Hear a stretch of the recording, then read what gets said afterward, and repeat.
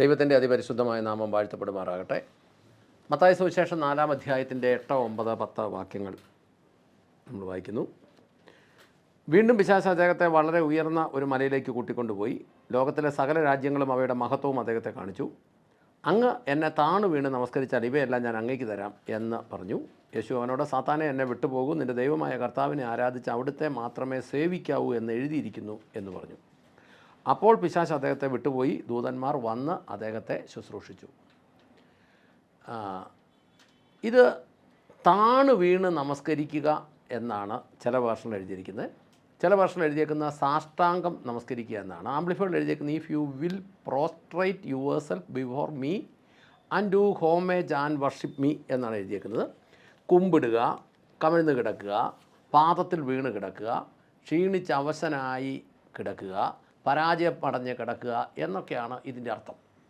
എന്ന് പറഞ്ഞാൽ സർവശക്തനായ ദൈവത്തിൻ്റെ മുമ്പിൽ എനിക്കിനി ഒന്നുമില്ല, ഞാനിത് അങ്ങയുടെ പാദത്തുങ്ക വീണ് കിടക്കുന്നു, ഞാൻ അങ്ങയുടെ മുമ്പിൽ നമസ്കരിക്കുന്നു, എനിക്ക് ഇനി വേറൊന്നുമില്ല, എൻ്റെ അവസാന ആശ്രയമാണ്, എന്നെ രക്ഷിക്കണം എന്ന് പറഞ്ഞ് കിടക്കുന്ന ഒരവസ്ഥയ്ക്കാണ് ഈ പ്രോസ്ട്രേറ്റ് എന്ന് പറയുന്നത്.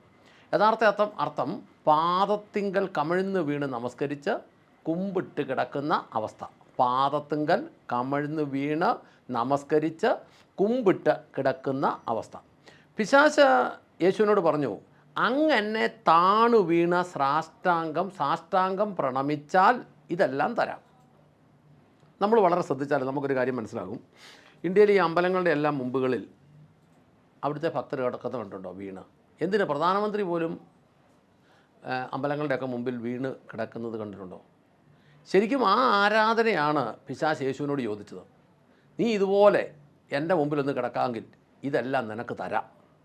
യേശുവിൻ്റെ മറുപടി 4:10 യേശു അവനോട്, സാത്താനെ, എന്നെ വിട്ടുപോകും, നിൻ്റെ ദൈവമായ കർത്താവിനെ ആരാധിച്ച് അവിടുത്തെ മാത്രമേ സേവിക്കാവൂ എന്ന് എഴുതിയിരിക്കുന്നു എന്ന് പറഞ്ഞു. ആവർത്തന പുസ്തകം 6:13 വാക്യം. സേവിക്കാവൂ എന്ന് എഴുതിയിരിക്കുന്നു എന്ന് പറഞ്ഞു. അപ്പോൾ സാത്താൻ യേശുവിനോട് ചോദിച്ചത് എന്താണ്?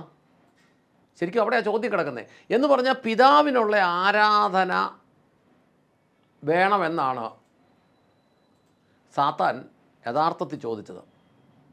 അങ്ങനെയാണ് യേശു പറയുന്നത്, പിതാവിനുള്ള ആരാധനയാണ് ഈ സാഷ്ടാംഗമുള്ള പ്രണാമം, പിതാവിനുള്ള ആരാധനയാണെന്ന് തന്നെയാണ് യേശു പറയുന്നത്. കമിഴ്ന്ന് വീണ ആണ് പിതാവിനെ ആരാധിക്കേണ്ടതെന്ന് പിശാചിനറിയാം. കമഴ്ന്നു വീണാണ് പിതാവിനെ ആരാധിക്കേണ്ടതെന്ന് പിശാചിനറിയാം. പക്ഷേ ഇന്നത്തെ പുരോഹിതന്മാർക്കും പാസ്റ്റർമാർക്കും ഒന്നും അത് അറിയുന്നുമില്ല, അറിയണമെന്ന് അവർക്ക് ആഗ്രഹവുമില്ല, അറിഞ്ഞാലൊട്ട് ചെയ്യാനും പാടാണ്. ഒന്നാമത്തെ കാര്യം, നല്ലൊരു ശതമാനം ആളുകൾക്കും വയറ് കാരണം ഒരു പരിപാടി നടക്കില്ലെന്നായി. അപ്പോൾ കമന്ന് വീണിട്ടുണ്ടെങ്കിൽ പിന്നെ എടുക്കണ ക്രൈം വേണം. അതുകൊണ്ട് അവർ പറയും ഇതൊക്കെ വലിയ അസൗകര്യമാണ്, ചുമ്മാ നിന്നങ്ങ് ചാടി തുള്ളുകയാണെന്നുണ്ടെങ്കിൽ കുറേ എളുപ്പമുണ്ട് എന്നൊരു രീതിയിലേക്ക് കാര്യങ്ങൾ പോയി. പക്ഷേ ബൈബിളിൻ്റെ വ്യവസ്ഥയ്ക്ക് കറക്റ്റ് വന്നു കഴിഞ്ഞാൽ ബൈബിളിൻ്റെ വ്യവസ്ഥയ്ക്കുള്ള ഭക്ഷണങ്ങളും ബൈബിളിൻ്റെ വ്യവസ്ഥയ്ക്കുള്ള ജീവിതചര്യകളും ബൈബിളിൻ്റെ വ്യവസ്ഥയ്ക്കുള്ള കാര്യങ്ങളും എല്ലാം വന്നു കഴിഞ്ഞാൽ ശരീരം ഫിറ്റായിട്ട് നിൽക്കും. ആ യഥാർത്ഥത്തിൽ അങ്ങനെ നിൽക്കുന്ന ആളുകളെ നമ്മൾ ഫോളോ ചെയ്യുകയാണെങ്കിൽ നമുക്കത് മനസ്സിലാകും, അല്ലെങ്കിൽ അവരെ നമ്മൾ വാച്ച് ചെയ്യുകയാണെങ്കിൽ നമുക്ക് മനസ്സിലാകും. ദൈവവചനത്തിൻ്റെ വ്യവസ്ഥയ്ക്ക് ഒരുത്തൻ ജീവിച്ചാൽ ദൈവവചനം പറയുന്ന ഭക്ഷണങ്ങളും ദൈവവചനത്തിനെതിരായിട്ടുള്ള സംവിധാനങ്ങളിൽ ഒന്നും പോകാതെ നിൽക്കുകയാണെങ്കിൽ ഒരുത്തൻ ജീവിതത്തിൽ വളരെ ബലവാനായി നിൽക്കും എന്ന് നമുക്ക് മനസ്സിലാകും. ഇതാണ് പിതാവിനുള്ള ആരാധന എന്ന് നമ്മൾ തീർച്ചയായും മനസ്സിലാക്കിയാൽ, അതിൻ്റെ വചനഭാഗങ്ങളോടെ നമ്മൾ വചനത്തിൽ നിന്ന് മനസ്സിലാക്കിയാൽ, അല്ലെങ്കിൽ സത്യവേദത്തിൽ നമ്മൾ മനസ്സിലാക്കി കഴിഞ്ഞാൽ അതിനനുസരിച്ച് നമ്മൾ നിൽക്കേണ്ടത് ആവശ്യമാണ്. ഇത് പിശാചിന് എങ്ങനെ പിടികിട്ടി? പിശാചിന് ഇതെങ്ങനെ പിടികിട്ടി? അവൻ മുമ്പ് ദൂതന്മാരുടെ പ്രമാണിയായിരുന്നു, അവൻ മുമ്പ് കെരൂബായിരുന്നു. യെശയ്യാവ് 14:12 മലയാളം ബൈബിളിലൊന്നുമില്ല, കിങ് ജെയിംസ് വേർഷൻ ഇംഗ്ലീഷ് ബൈബിളിൽ യെശയ്യാവ് 14:12 ഇവൻ്റെ പേര് പറയുന്നുണ്ട്, ഓ ലൂസിഫർ എന്ന്. മലയാളം ബൈബിളിലൊന്നുമില്ല, എന്നാൽ കിങ് ജെയിംസ് വേർഷൻ്റെ ആ ബൈബിളിനകത്ത് ഓ ലൂസിഫർ എന്നുണ്ട്, ആംപ്ലിഫൈഡിലും ലൂസിഫർ എന്നുണ്ട്. ഇവൻ ആരാധനയുടെ ലീഡറായിരുന്നു എന്ന് നമുക്ക് മനസ്സിലാകാം. അതൊക്കെ എസെക്കിയേലിൻ്റെ 28-ാം അധ്യായത്തിലൊക്കെയാണ് ഉള്ളത്. ഈ ലീഡർക്ക് ആരാധന എന്താണെന്ന് ശരിക്കറിയാം. ആരാധനയുള്ള ലീഡർക്ക്, നമ്മുടെ ഇന്നത്തെ വർഷിപ്പ് ലീഡർമാർക്ക് ആരാധന എന്നാന്ന് അറിയത്തില്ലാത്തതുകൊണ്ടാണല്ലോ ഇവന്മാർ കിടന്ന് ചാടിത്തുള്ളി പോകുന്നത്. പക്ഷേ അന്ന് ദൈവത്തിൻ്റെ ആരാധനയുടെ ലീഡർക്ക്, ഈ കെരൂബായിരുന്നവന് യഥാർത്ഥത്തിൽ ആരാധന എന്തായിരുന്നു അറിയാവുന്നത് കൊണ്ടാണ് ഇവൻ യേശുവിനോട് ചോദിച്ചത്, എന്നെ ഒന്ന് വീണ് നമസ്കരിക്കാമോ? മത്തായി സുവിശേഷത്തിൽ അത് വളരെ വ്യക്തമായിട്ട് കിടക്കുന്നുണ്ട്. അങ്ങ് എന്നെ താണു വീണ് നമസ്കരിച്ചാൽ ഇവയെല്ലാം ഞാൻ അങ്ങേക്ക് തരാം. അവൻ്റെ കൊതി കണ്ടോ, ഒരാരാധന ലഭിക്കാനുള്ള കൊതി. അപ്പോൾ അവൻ ഈ ലോകം മുഴുവൻ അവൻ ഈ തെറ്റായ രീതിയിലൊക്കെ അവൻ ആരാധന ലഭിച്ചിട്ട് പോലും അവൻ്റെ കൊതി മാറുന്നില്ല. അവൻ്റെ കൊതി കിടക്കുന്നത് ദൈവമായവൻ അവൻ്റെ മുമ്പിൽ ഒന്ന് വീണ് നമസ്കരിക്കണം. അങ്ങനെയാണെങ്കിൽ ഈ പ്രപഞ്ചം പോലും തിരിച്ചു വിട്ടുകൊടുക്കാം എന്ന് പറയുമ്പോൾ, എന്നെ ശ്രമിക്കുന്ന ഓരോ വിശ്വാസികളോടും മനുഷ്യരോടും ഞാൻ ചോദിക്കട്ടെ, അങ്ങനെയാണെങ്കിൽ ഈ ആരാധന, ദൈവത്തിന് കൊടുക്കുന്ന ഈ ആരാധനയെ പിശാച് ഇത്രയും വിലമതിക്കുന്നെങ്കിൽ, ആ ആരാധന ദൈവം മുമ്പിൽ ചെയ്യുന്ന ഒരു മനുഷ്യനെ ദൈവം എത്രയധികമായി അംഗീകരിക്കും, ദൈവം എത്രയധികമായി മാനിക്കും. സാഷ്ടാംഗമായി ദൈവത്തിൻ്റെ മുമ്പിൽ നമസ്കരിക്കുന്നവനെ, കമന്ന് കിടക്കുന്നവനെ, ദൈവത്തിൻ്റെ മുമ്പിൽ കുമ്പിട്ട് കിടക്കുന്നവനെ, ദൈവത്തിൻ്റെ മുമ്പിൽ വീണ് കിടക്കുന്നവനെ, എനിക്കിനി വേറൊരു ആശ്രയവുമില്ല, എൻ്റെ ആശ്രയവും ആകാശവും ഭൂമിയും സകലതും സൃഷ്ടിച്ച് പരിപാലിച്ച അങ്ങാണെന്ന് സമ്മതിച്ച് ദൈവത്തിൻ്റെ സന്നിധിയിൽ വീണ് കിടക്കുന്ന ഒരുവനെ ദൈവം എത്രയധികമായി കരുതും, കാക്കും. അങ്ങനെയാണെങ്കിൽ ദൈവം എത്രയധികമായി പ്രതിഫലം നൽകും.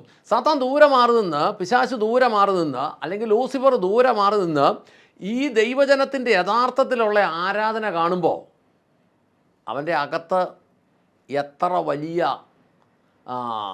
പ്രയാസങ്ങളായിരിക്കും ഉള്ളത്, അല്ലെ ബുദ്ധിമുട്ടുകളായിരിക്കും ഉള്ളത്. ഇത് നമ്മൾ മനസ്സിലാക്കുന്നത്, നമ്മൾ ശരിക്കും കർത്താവിൻ്റെ പാദത്തിൻ്റെ മുമ്പിലാണ് നമ്മൾ ഈ വീണ് കിടക്കുന്നത്.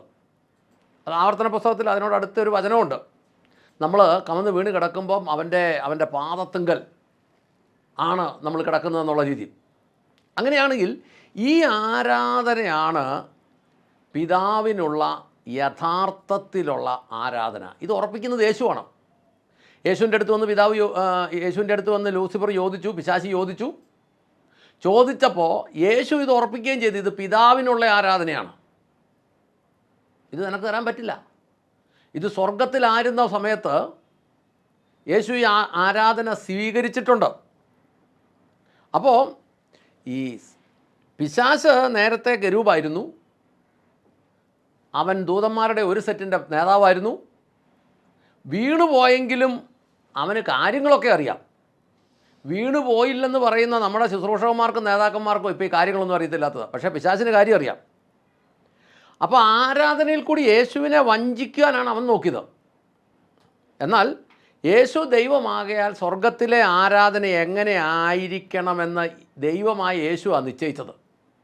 അതുകൊണ്ട് തന്നെ ആ ആരാധന ഏതൊക്കെ രൂപത്തിൽ ചോദിച്ചാലും അത് ദൈവത്തിനുള്ള, പിതാവിനുള്ള ആരാധനയാണെന്ന് യേശു പറയുന്നത് കൊണ്ട് നമ്മൾ കൃത്യമായും ഈ ഒരു കാര്യം മനസ്സിലാക്കണം.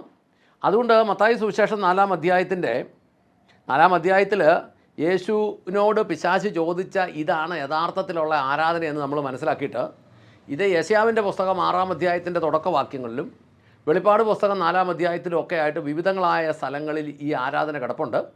ഈ ആരാധനയാണ് യഥാർത്ഥത്തിൽ ദൈവജനം ചെയ്യേണ്ടത് എന്ന് ദൈവം ആഗ്രഹിക്കുന്നു.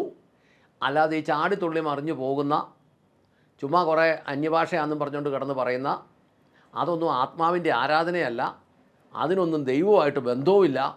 ദൈവത്തിനുള്ള ആരാധന എന്ന് പറയുന്നത് ഈ സാഷ്ടാംഗം നമസ്കരിച്ച് സർവവും സൃഷ്ടിച്ച പിതാവായ ദൈവത്തിൻ്റെ സന്നിധിയിൽ വീണ് കിടന്ന് ദൈവത്തെ നമസ്കരിക്കുന്നതാണ് എന്ന് നമ്മൾ ദൈവവചനത്തിൽ നിന്ന് മനസ്സിലാക്കും. പ്രാർത്ഥിക്കാം.